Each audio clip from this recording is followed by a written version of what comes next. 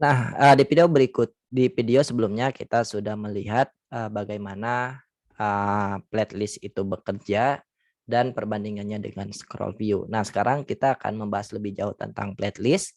Jadi playlist ini adalah sebuah komponen yang bisa kita gunakan untuk merender sebuah list yang banyak dan dia, merendernya secara lazy atau lazy load sehingga menjaga performa aplikasi kita tetap stabil atau tetap optimal.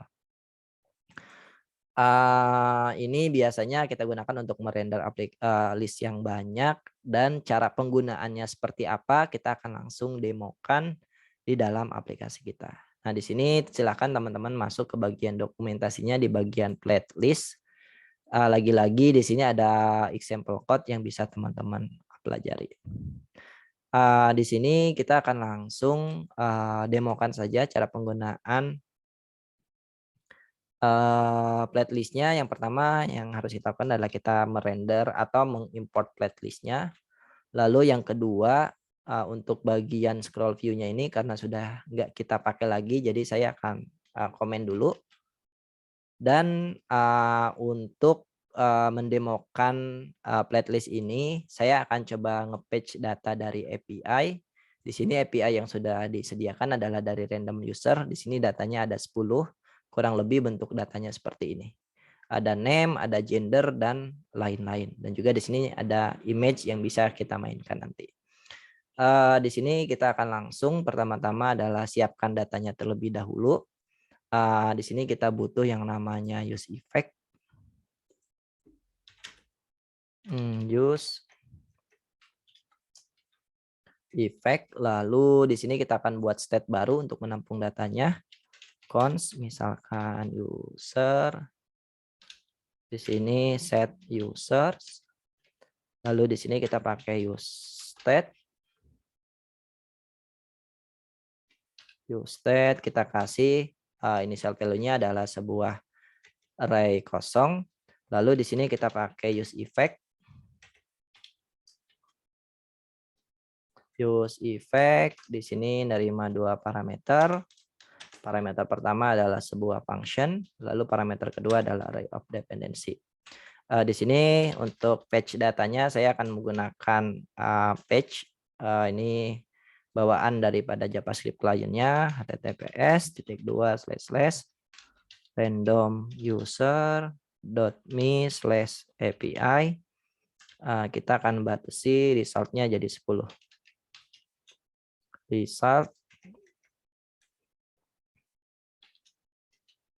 Result sama dengan 10. Lalu di sini dia nge-return promise. Oke, responnya itu kita jadikan JSON dulu. .json, terus di sini dia nge-return promise lagi. Kita nerima datanya sudah jadi dan datanya kita akan set ke state users. Set users. Di sini data, lalu kalau misalkan ada error, kita coba konsol aja. Catch error, kita akan konsol .log r. Nah, sekarang kita sudah siapkan datanya di di state user ini. Sekarang kalau teman-teman mau lihat apakah usersnya ini sudah ada, kita coba render dulu menggunakan text p. Di sini menggunakan komponen text, maksudnya di sini kita akan render pakai json.stringify.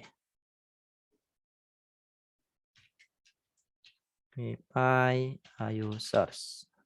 Sini hurufnya harus gede, harusnya JSON-nya.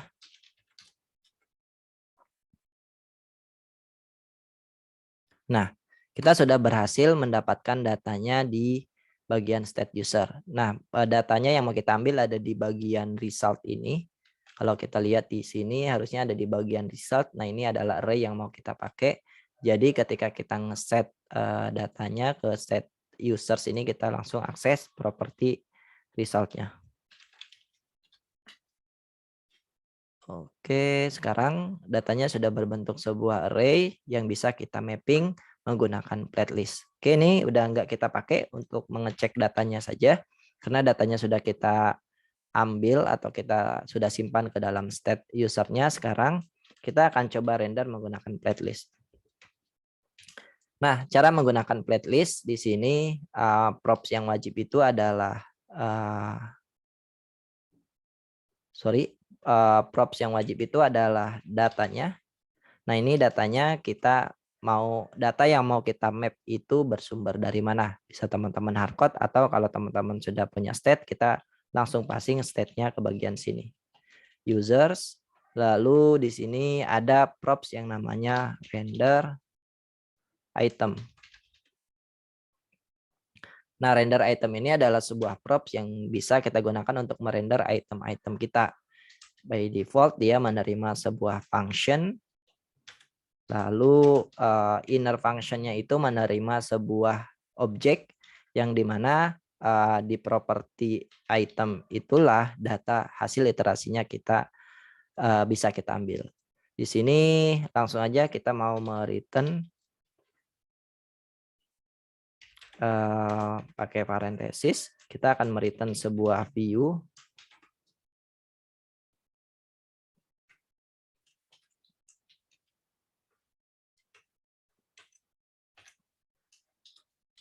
/view. Lalu di sini kita akan coba mau ngeprint teksnya. Teksnya itu ada di bagian item .name first.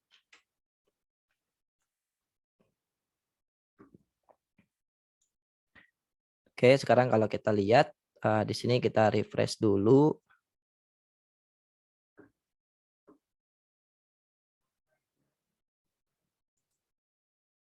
Oh, di sini ada kesalahan, harusnya return, ada typo ya. Return. Nah, sekarang kita sudah melihat tulisan atau list of nama-nama yang kita render menggunakan plat list. Nah, di sini kalau teman-teman bingung item.name.first ini basically kita ambil langsung dari propertinya yang kita map di sini karena dia hasil iterasinya ada di properti item atau variabel item, kita akan ambil di sini name-nya lalu first name-nya apa. Nah, biar lebih cantik kita akan coba kasih styling sedikit di bagian sini. Style. Di sini styles.item.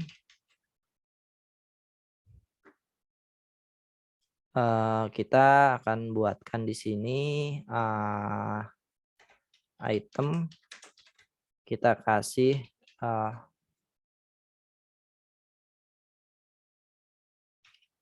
height-nya 50.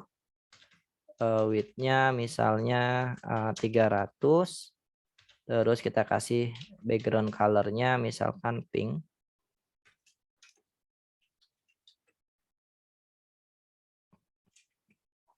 Terus di sini biar dia kelihatan seperti sebuah list, kita akan coba kasih margin bottom 10 misalnya. Nah, sekarang kita sudah melihat sebuah list yang kita render menggunakan plat list. Nah, cara penggunaan plat list seperti apa? Kita akan coba recap. Yang pertama tentu teman-teman mengimport komponen plat listnya dulu dari React Native. Terus cara menggunakannya ini sama seperti teman-teman menggunakan komponen pada umumnya. Dan di sini ada props data. Prop data ini digunakan untuk merender data apa yang mau kita mapping. Misalnya di sini datanya itu saya bersumber dari sebuah state yang hasil daripada nge-patch ke sebuah API. Di sini saya menggunakan endpoint daripada random users. Terus di sini ada props yang namanya render item. Basically props render item ini digunakan untuk merender item apa aja. yang mau kita render. Misalnya di sini kita mau ngerender sebuah view yang di dalamnya ada sebuah teks.